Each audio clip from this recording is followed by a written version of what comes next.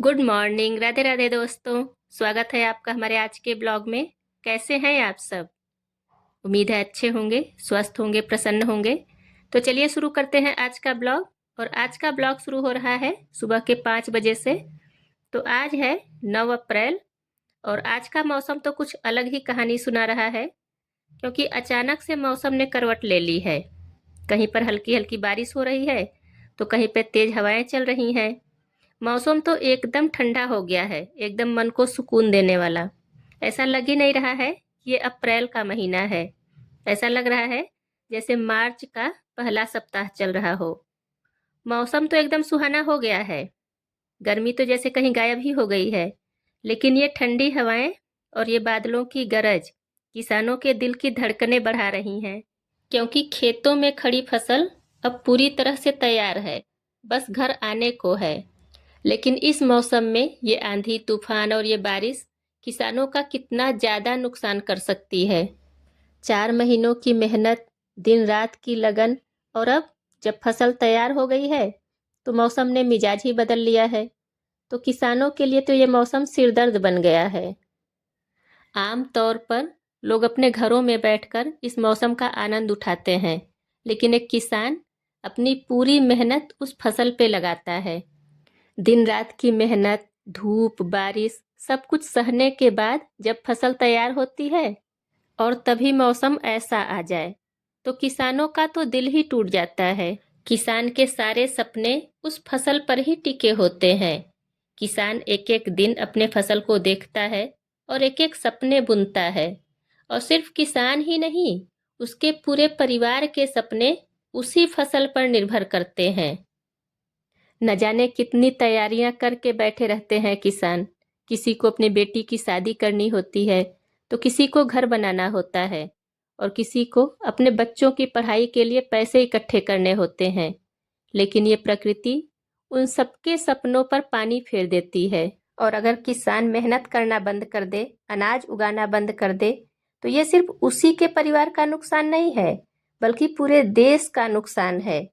क्योंकि किसान के मेहनत का फल सिर्फ उसी के घर में नहीं आता है, पूरे देश के हर व्यक्ति के घर में अनाज के रूप में पहुंचता है। और ये देखिए दोस्तों, आज मैं बना रही हूँ भिंडी की सब्जी। तो थोड़ा सा मैं इसको अलग तरीके से बना रही हूँ, क्योंकि भिंडी की सूखी सब्जी खा के मन बहुत ऊब गया था। तो आज मैं इसको ग्रेवी वाली सब्जी बना रही हूँ।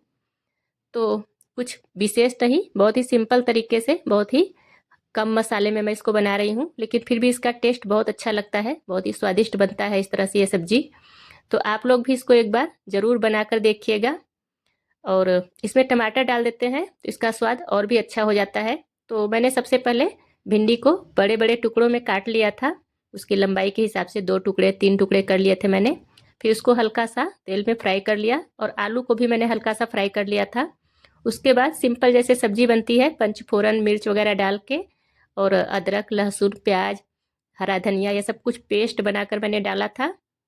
और सिंपल सिर्फ हल्दी पाउडर, गरम मसाला और धनिया पाउडर, सिर्फ इतना ही डाला है सब्जी में। तो एक बार ज़रूर बना के देखिएगा, इसकी सब्जी बहुत ही स्वादिष्ट लगती है। चाहे इसको रोटी के साथ खाइए, पराठे के साथ खाइए, सब तरह से अच्छा लगता है ये। तो पहले मैंने भी सोचा था कि मैं पराठे ही बनाऊंगी इसके साथ, लेकिन हमारे सिंह साहब को पराठे थोड़े कम ही पसंद आते हैं। उनको सिंपल रोटी देसी घी के साथ ही अच्छा लगता है। तो अब मैं रोटी ही बनाऊंगी, और हर किसी के थाली तक रोटी पहुंच रही है तो ये सिर्फ एक किसान की मेहनत का फल है। अगर किसान अन्न उगाना बंद कर दे तो दुनिया में हर इंसान भूख से तड़पता नजर आएगा। कोई कितना भी अमीर आदमी हो, कोई कितना भी बिजनेसमैन हो और फैक्ट्री का मालिक हो, लेकिन खाने के लिए अन्न की जरूरत हर किसी को होती है। पैसे खाकर कोई भी जिंदा नहीं रह सकता। इसलिए हर व्यक्ति को किसान के मेहनत की कदर करनी चाहिए, एक किसान का सम्मान करना चाहिए। और इस तरह से पहली रोटी मैं छोटी सी बनाती हूँ, क्योंकि ऐसा बोलते हैं ना कि पहली रोटी नहीं खाना चाहिए। तो ऐसा लगता है अगर सब रोटियों के बराबर बनाऊंगी तो हो सकता है वो गलती से खाने में मिक्स हो जाए और वो खा लें हम लोग। तो इसलिए मैं छोटी सी बना देती हूँ, तो इससे अलग ही पता चल जाता है। और उसको निकाल करके मैं गाय को या फिर पक्षियों को डाल देती हूँ। तो अभी मेरा नाश्ता तैयार हो गया है, और पहले हम लोग नाश्ता करेंगे, उसके बाद फिर आगे की साफ सफाई का काम। और सुबह के नाश्ते में दही ज़रूर खानी चाहिए, ख़ास तौर पे हम औरतों को, क्योंकि दही से कैल्शियम भरपूर मात्रा में मिलती है। और अभी मौसम कुछ खास ठीक है नहीं, लेकिन फिर भी मैं ये अनाज धुल दे रही हूँ। अब देखती हूँ कि सूर्य भगवान क्या करते हैं, मेरी गेहूं को सुखा देते हैं कि नहीं। तो आज के ब्लॉग में बस इतना ही। अगर आपको हमारा वीडियो पसंद आए तो वीडियो को लाइक कीजिए, और चैनल पे पहली बार आए हैं तो चैनल को सब्सक्राइब करना ना भूलें। मिलते हैं फिर अगले ब्लॉग में। राधे राधे।